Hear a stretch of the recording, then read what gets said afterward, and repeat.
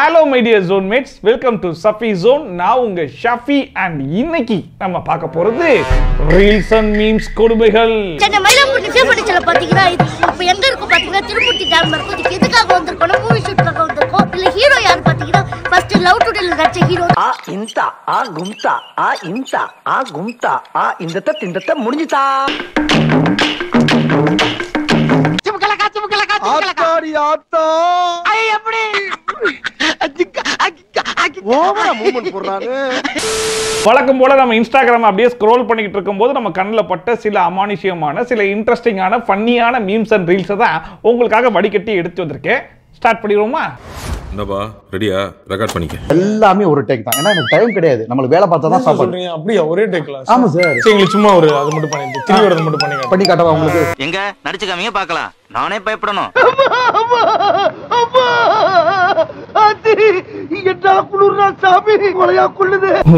நடிச்சு நார்மல் ஆயிட்டாப்ல இல்ல. இந்த எமோஷனலான சீன் எல்லாம் பெர்ஃபார்ம் பண்ணும்போது நம்மளும் சேர்ந்து மனுஷன் என்னமா ஃபீல் பண்றாப்ல அப்படின்னு நம்ம ஃபீல் பண்ணா பரவாயில்ல.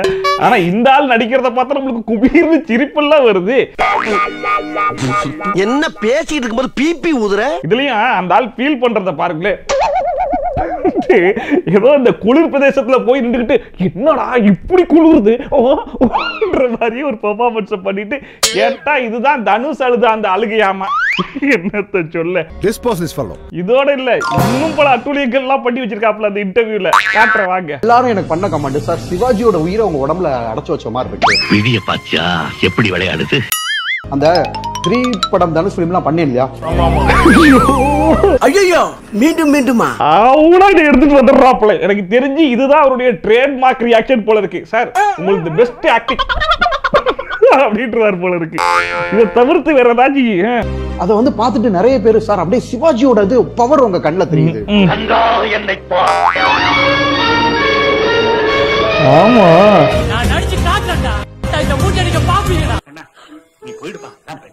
நடிங்க. நாங்களும் அதை தான் கேக்குறோம். எப்பயுமே கண்ணை மூடியதான் வச்சிருக்காப்புல. ஆனா எல்லாரும் சிவாஜியை ஒரு கண்ணுல பார்த்தாராமா. கண்ணுல இதோட முடிஞ்சிச்சு நினைக்கிறீங்களா? அதுக்கெல்லாம் வாய்ப்பு இல்ல, இன்னும் இருக்கு. வாங்க காட்டுறேன். ஆல்ரெடி நடுப்பில வந்து நம்ம பாத்தீங்கன்னா பழந்துன்னு கொட்டை போட்டிருக்கோம். பின்ன என்ன எல்லாம் கொட்டையோட திம்பாங்க. பழந்துன்னு கொட்டை போட்டீங்களா? ஆமா, அந்த கஜினி சூர்யா மாதிரி ஏதோ ஒண்ணு பண்றேன்னு சொல்லிட்டு தர்பூசணி பார்த்த சாப்பிட்டு இந்த விதையை துப்பிட்டு இருந்தாப்லையே அதை சொல்றாரு போல இருக்கு. ஓகே புரிஞ்சுதா? ஓகே புரியுது. ஒரு விஷயத்தை வந்து சாதிக்கணும்னா இது தேவையில்ல சார். எக்ஸ்ட்ரா பில்டப் எதுவுமே திறமை ஒண்ணு போதும். அதுக்கு பெஸ்ட் எக்ஸாம்பிள் நான். யார் நீயா? அது என்னமா அப்ப கொஞ்சம் கூட வெக்கப்படாம பேசிட்டே? என்ன ரீசனா? எடிட்டிங் கிடையாது, கேமராமேன் கிடையாது, 10,000 ரூபாய் போன் தான், ஆப்பிள் மொபைல்லாம் கிடையாது, சிங்கிள் ஷூட் தான். அதாவது பில்டப் தேவையில்லைன்னு சொல்லிட்டு அவருக்கு அவரே இப்ப பில்டப் கொடுத்துக்கிட்டு இருக்காப்ல. எல்லாத்தையும் சொன்னாப்ல. அதாவது எடிட்டிங் தேவையில்லை, இது தேவையில்லை. நான் கடைசி சிங்கிள் ஷாட்னு முடிச்சே தான் பாருங்க. எது அந்த சிங்கிள் ஷாட்? எது இதுதான் அந்த சிங்கிள் ஷாட். ஆமா ஆமா. ஏங்க உங்களுக்கு நல்லா இருக்குது. திரி படம் போடுறீங்களா? இன்டர்வியூல போடுறது வணக்கம் போடுறது இதெல்லாம் கூட நம்ம மன்னிச்சிடலாம். ஆனா கடைசியா ஒண்ணு சொன்னாப்ல, அது என்ன தெரியுமா? இதுக்கு ஒரு புரியவே இல்லையா? வைகோ சார் பேசுற மாதிரியான ஸ்பீச் இருக்கும் எனக்கு. பேச உங்களுக்கு வைகோ சார் மாதிரி பேசுவீங்களா? ஆமாமா, வைகோ சார் மாதிரியே பேசுங்க. நம்மளுடைய பிசியோதெரபி துறை பிறந்த இடம் போர்க்களம். ஆஹா நம்மள கவுத்துட்டானேமே. 2ஆம் உலகப் போர் அன்று பிறந்த துறை தான் இந்த பிசியோதெரபி துறை. இல்ல வைகோ சார் மாதிரி ஏதோ பேசுவேன்னாப்ல. அதை எப்ப பேசுவாரு அப்படின்னு எல்லாம் ஆவலா காத்துக்கிட்டு இருக்கீங்க. இப்ப பேசினார்ல, அதுவே வைகோ சார் மாதிரி தான் பேசிருக்காப்லையாமா. இதுல இந்த வைகோ சார் வாய்ஸை கட் பண்ணிட்டு நம்ம சோஃபா ஒருத்தர் இருக்காரு தெரியுமா, அவரை தூக்கி உள்ள போட்டோன்னு வைங்களேன் 100% மேட்ச் கிடைக்கும் பாருங்க. ஃபார் எக்ஸாம்பிள் இப்ப நான் அந்த கம்பாரிசன் காட்டுறேன் பாருங்க. சென்னை மயிலாப்பூர் நிச்சயப்பட்டிச்சல பாத்தீங்கன்னா இப்போ எங்க இருக்கு பாத்தீங்கன்னா திருப்பூர் டேம் இருக்கு. இதுக்கு எதுக்காக வந்திருக்கோம்? மூவி ஷூட்காக வந்திருக்கோம். இல்ல ஹீரோ யார் பாத்தீங்கன்னா ஃபர்ஸ்ட் லவ் டுடேல நடிச்ச ஹீரோ தான் பிரதீப் ரங்கநாதன் தான். இல்ல நடிக்கிறது எப்படி 10 பொருத்தமும் பக்காவா இருக்கா? எங்க 2 பேருக்கும் 10 பொருத்தமும் பச்சக்குன்னு பொருந்தி. ஆனா இப்படி பேசிட்டு கடைசில இந்த பேச்சு எப்படி இருக்குன்னு திரும்ப சொல்றாரு. ஸ்பீச் எல்லாம் வந்து பாத்தீங்கன்னா ஒரு அனல் பறக்க இருக்கும் சார். இந்த ஜோக்கு வேணாம்னு தான் யோசிச்சேன். இந்த பேச்சு தான் அனல் பறக்க இருந்த பேச்சாம.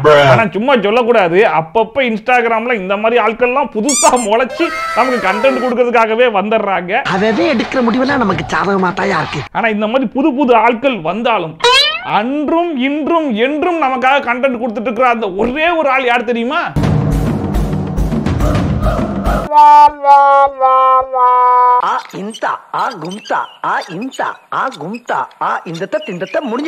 எப்படி எவ்வளவு அழகா மொட்டை மாடி வெயில்ல தாவணியை காய வச்சிட்டு இருக்காங்க பாத்தீங்களா? பட் இதுக்கு பின்னாடி ஒரு மியூசிக்க போட்டு விட்டோன்னு வைங்களேன், அதுதான் இவங்களோட ரீல்ஸே. இல்ல புரியல. நம்பலையா? இப்ப பாருங்க பாத்தீங்களா? பட் இதுக்கு நம்மளுடைய அமலா சாஜி ஃபேன்ஸ்னு சில பேர் இருப்பாங்க இல்லையா? சரி அவங்க ஃபேன்ஸ் சொல்லக்கூடாது, வெறியர்கள். அந்த வெறியர்கள் அந்த கமெண்ட் செக்ஷன்ல போய் எப்படி தெரியுமா குமிவாங்க? சும்மா சொல்லக்கூடாதுங்க. கியூட்டுங்க, ஸ்வீட்டுங்க, அந்த பல்ல. இப்படிப்பட்ட ஆட்கள் இருக்கிற வரைக்கும் நம்ம அக்கா ரீல்ஸ் போறத நிப்பாட்டவே நிப்பாட்டாதடா. அண்ட் நம்ம ஸ்டார்டிங்ல பார்த்தோம் இல்லையா, ஒரு டாக்டர் சார், அவருக்கே டஃப் கொடுக்கிறதுக்காக சில புது வரவுகளும் வந்திருக்காங்க. அவங்கள வரிசையா பாத்துருவோமா? தம்பி வரிசையில் வாருங்கள். இன்னும் தலையை வெட்டின ஆடு மாதிரி துடிச்சிட்டு இருக்கிறான். என்ன பண்ற? ஒரு வேளை பேண்ட்டுக்குள்ள பூரா பூந்துருச்சோ? ஐயோ பாவம், அவனே ஒயின் ஷாப்ப டைமுக்கு திறக்கலன்னு போயிட்டு சட்டரை போய் தட்டிக்கிட்டு கிடக்குறான். அதுக்கு போய் இந்த மியூசிக்கை போட்டு வச்சிருக்கீங்க. செட் ஆகாது. நீ மியூசிக்கை மாத்து, அப்பதான் பக்காவா மேட்ச் ஆகும். ரத்த கொதிப்பு மாமா நாருக்கு ரத்த கொதிப்பு ஒச்சகல்ல உண்ட கள்ளப்பருப்பு ஃபீவர் வந்தா குடி சிறப்பு மைக்க புடி மகன செருப்பாலடி. இப்பதான் அழகா லட்சணமா இருக்கு.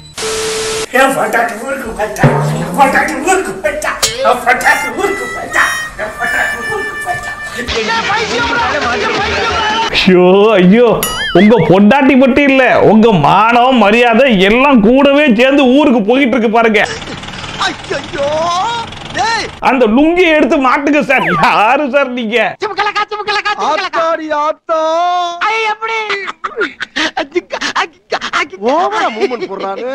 எனக்கு என்ன டவுட்னா, இவர் உண்மையிலேயே ரீல்ஸ் தான் பண்றாரா இல்ல பொண்டாட்டி ஊருக்கு போயிட்டா அப்படிங்கிற விஷயத்த வேற யாருக்கோ மறைமுகமா இன்ஃபார்ம் பண்றாரா அப்படிங்கறதே எனக்கு ஒரு பெரிய டவுட்டா இருக்கு. இப்போ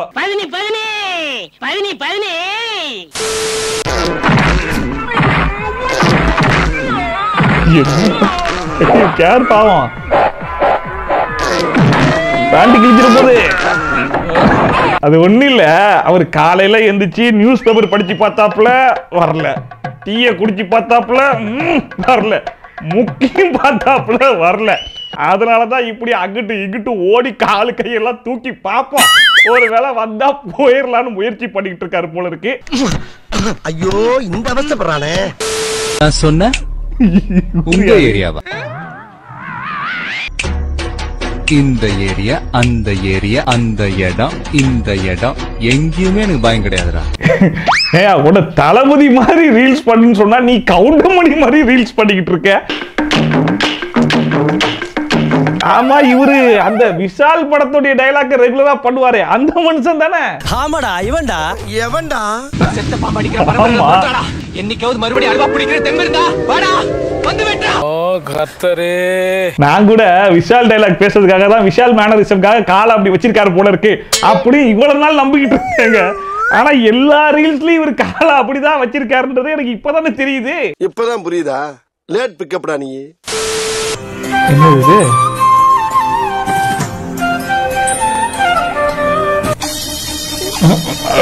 பயமா இருக்கு. இது அம்பி அண்ணியனாமா? அது ஏன் அண்ணியனுக்கு உதடு பிதுங்கி போச்சு?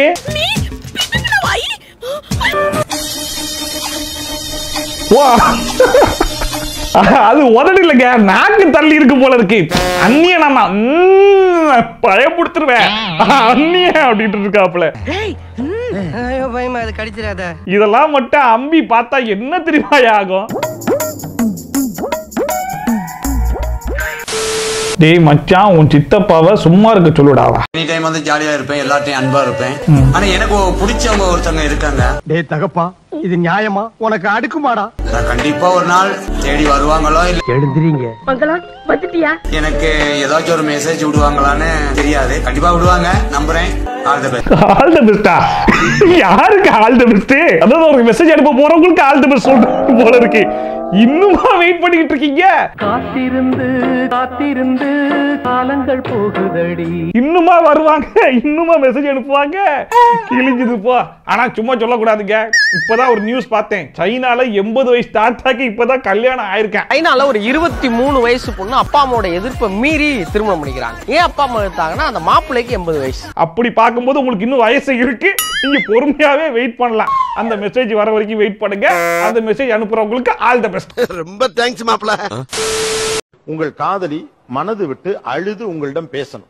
ஓகே, இதுக்கு எங்க இடம் இருக்குன்னு கேக்குறாங்க. சார் நீங்க கேட்டீங்க இந்த மட்டும் காதலுக்கான இடம்னு. காதலுக்காகவே ஷாஜகான் கட்டி வச்சிருக்காருல தாஜ்மஹால், அங்க போய் லவ் பண்ண சொல்லுங்க சார். கல்ல கொண்டாரு டேய்.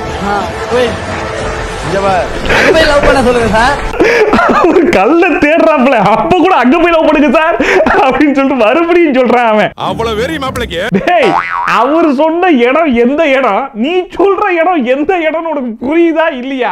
அவர் சொல்றது மனசு விட்டு பேசுறதுக்கு ஏதாச்சும் ஒரு இடம் கொடுத்தீங்களாயா அப்படின்னு அந்த இடத்தை கேட்டா, இவர் தாஜ்மஹால்ல தான் இடம் இருக்குல்ல, அங்க போய் லவ் பண்ண சொல்லுங்க சார்னு பதில் சொல்லிக்கிட்டு இருக்கான். சம்பந்தம் இல்லாம பேசுறாங்களே சாமி.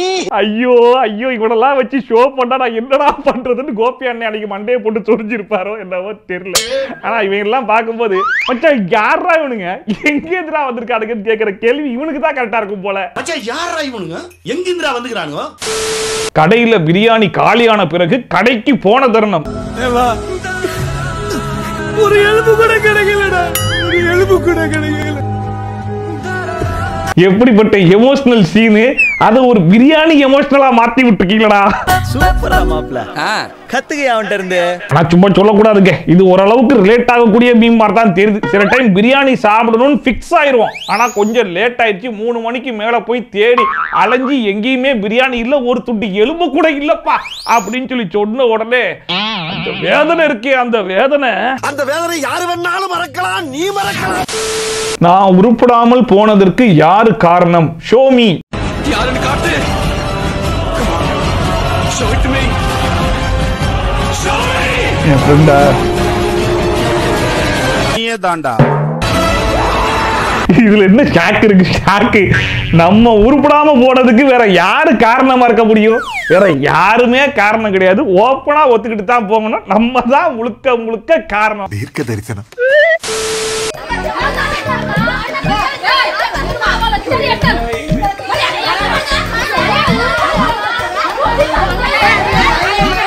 இது எல்லார் வீட்லயும் எல்லா டைமும் நடக்கக்கூடிய ஒரு விஷயம். அதுக்கு முன்னாடி வரைக்கும் டேய் கொஞ்சம் இந்த வேலையை பார்த்து என்ன வேலை பார்த்துட்டு இருக்கேன்னு தெரியும்ல, நீ என்ன நானும் பிஸியா இருக்கேன், எல்லாரும் பிஸியா இருக்க மாதிரி இருப்பேன். எனக்கு நிறைய வேலை இருக்கு, நான் ரொம்ப பிஸி.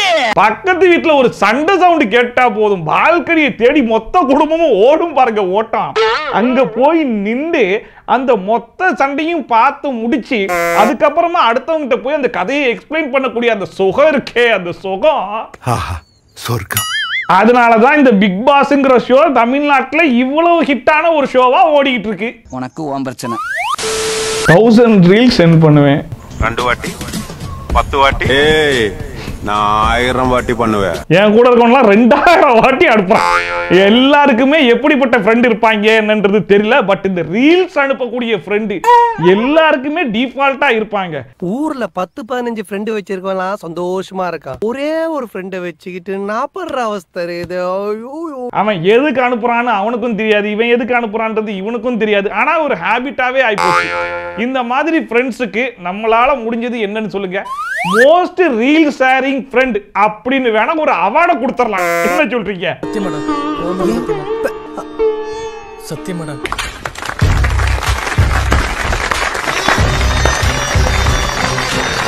எக்ஸலன்ட் மாப்ள, எக்ஸலன்ட். Come on. என்ன ஒரு பெருமை பாருங்க, ஒரு நாளைக்கு 1000 ரீல் கான்டாக்ட். ஐயோ கண்ணெல்லாம் கலங்குது. ஐயோ என் ஃப்ரெண்ட் அவார்டு வாங்கிட்டா.